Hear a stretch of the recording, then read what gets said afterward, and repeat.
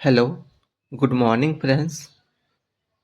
तो चलिए आज हम सीटेट का एक नया टॉपिक देखने वाले हैं, वाइगोत्स्की का सामाजिक सांस्कृतिक सिद्धांत, जो हमारे सीटेट के लिए बहुत ज़्यादा इम्पोर्टेंट है।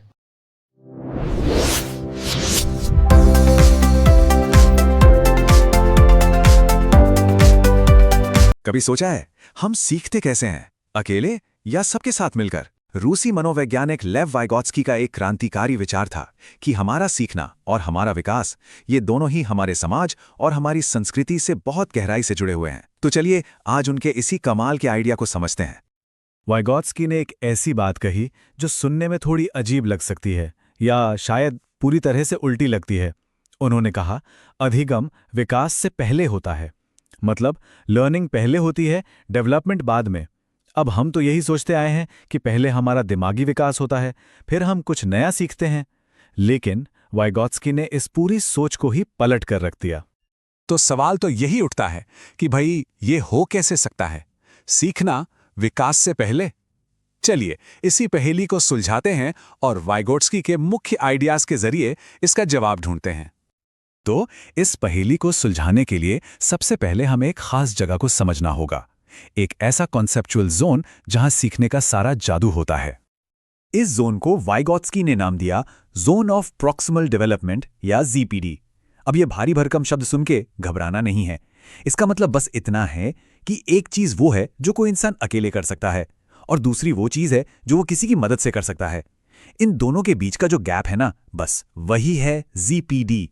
यही वो मैजिकल स्पेस है जहां असली ग्रोथ होती है। चलिए इसको एक बहुत ही आसान से उदाहरण से समझते हैं। साइकिल चलाना। सोचिए एक बच्चा है जो पेडल तो मार लेता है लेकिन खुद से बैलेंस नहीं बना पाता। ये है उसका रियल लेवल, मतलब वो जो अकेले कर सकता है। लेकिन जैसे ही कोई बड़ा, मम्मी या पापा, पीछे से साइकिल पकड़ लेते हैं, वो मस्त सड़क पर चलाने लगता है। ये हो गया उसका पोटेंशियल लेवल। तो ये जो अकेले चलाने और मदद से चलाने के बीच का फासला है, बस वही जेडपीडी है। ठीक है, तो जेडपीटी तो समझ आ गया, पर इस जोन में कोई अपने रियल लेवल से पोटेंशियल लेवल तक पहुंचता कैसे है? इसके लिए हमें दो चीजों की जरूरत पड़ती है, एक हेल्पर और हेल्प करने का तरीका। इस हेल्पर को वाइगोत्स्की ने एक नाम दिया, MKO, यानी मोर नॉलेजेबल अदर। सीधा सा मतलब है कोई भी ऐसा इंसान जो सीखने वाले से उस टॉपिक के बारे में थोड़ा ज्यादा जानता हो। ये वो गाइड है जो हाथ पकड़कर आगे ले जाता है। और यहां एक मजेदार बात है, एमको का मतलब हमेशा कोई टीचर या प्रोफेसर नहीं होता। अरे वो तो कोई भी हो सकता है। आपके मम्मी पापा हो सकते हैं, कोई कोच हो सकता है, यहां तक कि आपका कोई दोस्त भी एमको हो सकता है जिसे शायद वीडियो गेम के बारे में आपसे ज्यादा पता हो। और एमकेओ जो मदद देता है, उस तरीके को कहते हैं स्कैफोल्डिंग। ये शब्द आया है कंस्ट्रक्शन से। जैसे एक बिल्डिंग बनाने के लिए बाहर एक ढांचा या पाड़ लगाया जाता है और जब बिल्डिंग बन जाती है तो उसे हटा देते हैं। बिल्कुल वैसे ही ये मदद भी टेम्पररी होती है। तो ये स्कैफोल्डिंग काम कैसे करती है?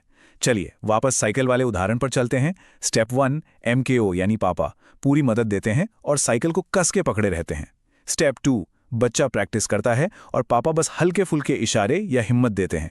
स्टेप 3, जैसे जैसे बच्चे का कॉन्फिडेंस बढ़ता है, पापा धीरे धीरे अपना हाथ ढीला करते जाते हैं। और स्टेप 4, बच्चा अकेले साइकिल चलाने में मास्टर हो जाता है। तो यहां एक बात साफ कर लेना बहुत जरूरी है, जीपीडी और स्कैफोल्डिंग एक ही चीज नहीं है। जीपीडी वो मैदान है जहां सीखने का खेल होना है और स्कैफोल्डिंग उस मैदान में खेला जाने वाला खेल है, मतलब वो मदद देने का एक्शन। अब तक हमने जोन और मदद की बात की, पर वाइगोत्स्की के हिसाब से सीखने का सबसे सबसे पावरफुल टूल कुछ और ही है, और वो है भाषा। वाइगोत्स्की ने बताया कि हमारी भाषा कैसे डेवलप होती है, 3 स्टेज में। सबसे पहले करीब 2 साल की उम्र तक होती है सोशल स्पीच, मतलब बच्चा दूसरों से बात करने के लिए भाषा का इस्तेमाल करता है। फिर 3 से 6 साल के बीच आती है प्राइवेट स्पीच। आपने देखा होगा बच्चे खेलते खेलते खुद से बातें करते हैं, अब मैं ये ब्लॉक यहां रखूंगा। वो असल में अपने एक्शन को गाइड कर रहे होते हैं।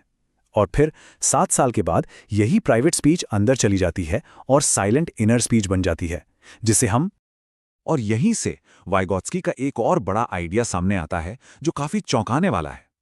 आमतौर पर हम सोचते हैं कि पहले दिमाग में विचार आता है, फिर हम उसे शब्दों में बोलते हैं। पर वाइगोत्स्की ने कहा नहीं, उल्टा है। पहले भाषा आती है, फिर विचार। भाषा ही हमारे विचारों को बनाती है। तो चलिए इन सारे आइडियाज को एक साथ जोड़ते हैं और देखते हैं कि वाइगोत्स्की की थ्योरी का निचोड़ क्या है। वाइगोत्स्की को समझने के लिए एक बहुत ही आसान सा फॉर्मूला है। बस 3 अक्षर याद रखिए, SCL।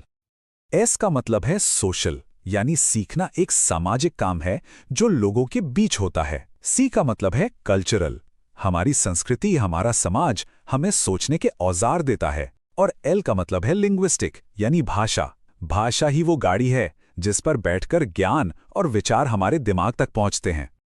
वाइगोत्स्की के आइडियाज को और अच्छे से समझने का एक तरीका है कि हम उनकी तुलना एक और बहुत बड़े मनोवैज्ञानिक जीन पियाजे से करें। देखिए, पियाजे मानते थे कि बच्चा एक नन्हा वैज्ञानिक है जो अकेले ही दुनिया को एक्सप्लोर करके सीखता है। लेकिन वाइगोत्स्की का कहना था, नहीं, बच्चा अकेले नहीं बल्कि समाज के साथ, लोगों के साथ मिलकर सीखता है। तो इन दोनों के नजरिए में जमीन आसमान का फर्क था। जहां पियाजे का फोकस उम्र और बायोलॉजिकल स्टेज पर था, वहीं वाइगोत्स्की का फोकस समाज और संस्कृति पर था। पियाजे के लिए पहले विकास होता है, फिर सीखना। वाइगोत्स्की के लिए पहले सीखना होता है, फिर विकास। और सबसे बड़ा फर्क, पियाजे के लिए पहले विचार आता है, फिर भाषा। और वाइगोत्स्की के लिए, आप जानते हैं, पहले भाषा, फिर विचार। तो आखिर में एक सवाल पर सोचते हैं, क्या हो अगर सीखना कोई ऐसी चीज ना हो जो सिर्फ हमारे दिमाग के अंदर होती है? क्या हो अगर सीखना वो चिंगारी हो जो दो लोगों के बीच बातचीत और सहयोग से पैदा होती है? वाइगोत्स्की का सिद्धांत हमें सीखने को इसी खूबसूरत नजरिए से